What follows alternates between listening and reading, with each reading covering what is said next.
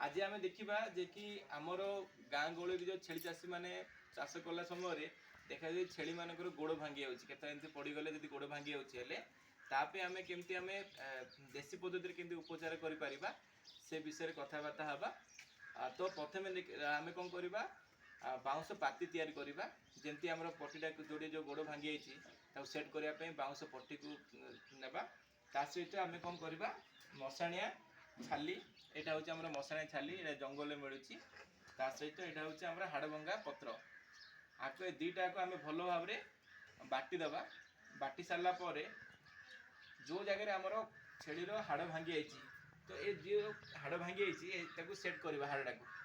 set कर सारापर आम कौन करवा जो जो बाटी आमर जो ये मेडिसिन टाक आम कौन करवा लगेबा लगेकी सेठी कौन करवा गोटे कपड़ा साइज गुड़ेबा गुड़ेकी बाउंश जो कर सेट करके बांधिबा बांधि सारापर आपको एमती छाड़देबा ता सहित आम प्रत्येक दिन ताकू गोटे गोटे पियाज बाटी खाया देबा